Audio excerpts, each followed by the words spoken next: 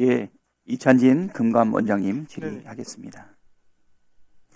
금융주관사가 독점적인 지위를 이용해서 시행사의 내부 정보를 취득하고 계약 종료 직전에 기습적인 공매를 신청해서 사업권을 강탈하고 하는 시도가 있었고, 최근에 언론 등을 통해서 살펴보니까 이런 건들이 좀 상당히 있는 것 같아요. 사실은 막강한 금융권의 지위를 이용해가지고 금융 소비자들에 대한 사업권을 강탈하려고 한다. 근데 이 부분에 대해 가지고 금융감독원이 적절하게 지도감독하지 못하는 사례가 좀 있는 것 같습니다.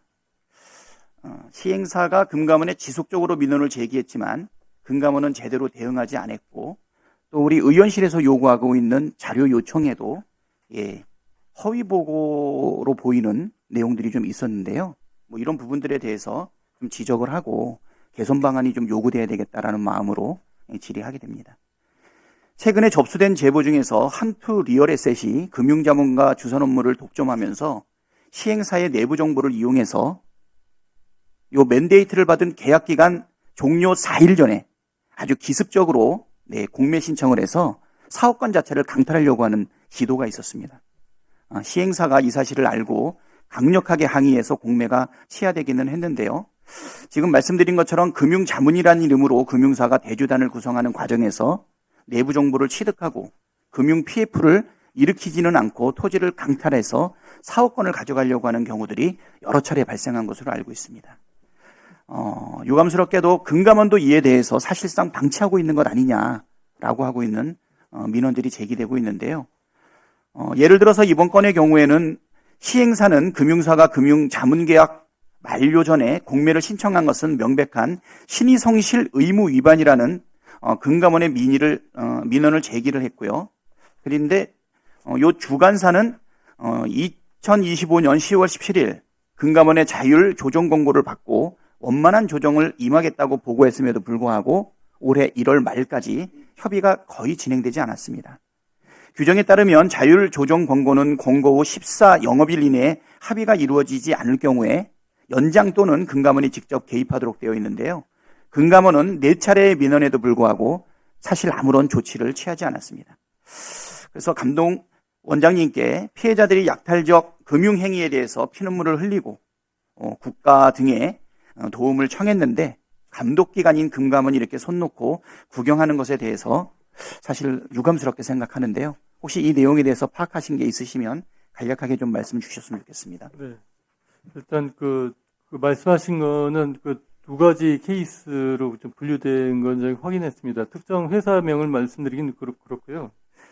그중 한 케이스 말씀하신 것 중에는 한 손으로는 리파이낸싱 자문 계약을 해놓고 다른 손으로는 그 회사가 채권 회수한답시고 공매를 하는 식의 아주 비윤리적인 그런 행위가 이제 확인됐고요. 그 부분에 관해서는 관련 자료 제출받아서 사실관계 지금 점검하고 있고, 한두 차례가 아닌 것으로 알고 있거든요. 그 부분은 일단 조사하고 있고, 지금 PF와 부실 PF를 중심으로 저희가 보고 있었는데, 사실은 이게 일반적인 PF 현장의 정상화라는 측면에서도 이런 부분들에 관한 것들이 점검되어야 된다고 저희도 판단하고 있기 때문에, 그리고 의원님이 지적하신 부분들 반영해서 PF 현장을 전반적으로 점검해서 이런 일이 재발되지 않도록은 제대로 챙겨보도록 하겠습니다. 그리고 나머지 부분에 관해서는 두 번째 케이스 같은 경우는 보니까 자기네들이 NPL 같은 형태로 사가지고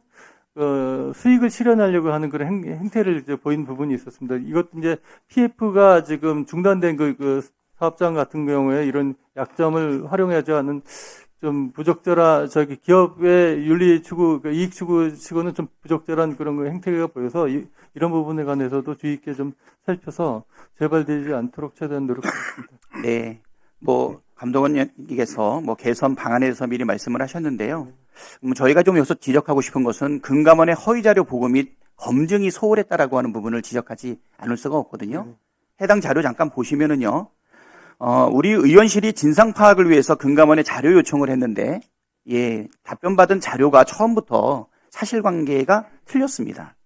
지구 단위 계획 변경 승인 신청 지연으로 사업이 지연 중이다라고 이렇게 보고를 했는데요. 내용을 살펴보니까 이미 5월 달에 특별계획구역 해제돼서 공동주택이 있었습니다. 또 두 번째 케이스에도 층수 완화 때문에 지연됐다라고 했는데 사실 이 부분에 대해서도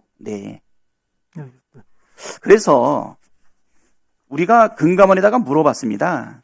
아니, 금감원에서 준 정보가 왜 그러냐라고 했더니 금융사에서 준 정보를 그대로 가져와서 그렇다라고 이렇게 이야기를 했습니다.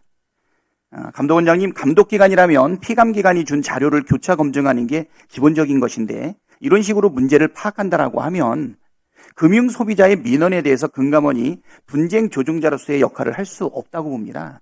뭐 이 부분에 대해서는 정말 신의 성실하게 진행해 주셔야 되겠다. 뭐 이렇게 말씀드리고요. 네.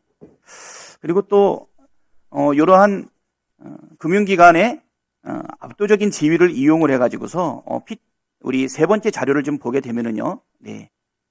주관사가 대출 채권을 692억 원에 할인 매입하고 난 이후에 사실 아무런 행위도 진행하지 않고 챙겨간 수익만 424억 8천만 원에 해당이 됩니다.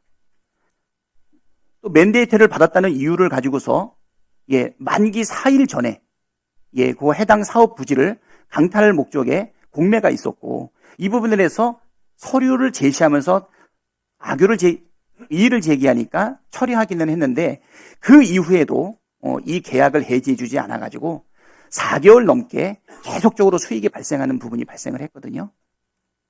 나머지 대주단들의 수익을 보게 되면 전부 합쳐서 20% 정도밖에 수익률이 발생하지 않는데 요 해당 금융사는 요 지위를 이용해서 강탈 또는 수익을 61% 되는 것을 수익을 올렸습니다. 이 중에서 61% 수익 중에서 1년 4개월 동안 발생한 수익인데요. 4개월은 금감원의 첫 민원이 제기되고 난 이후에 발생했던 부분이라고 생각이 됩니다.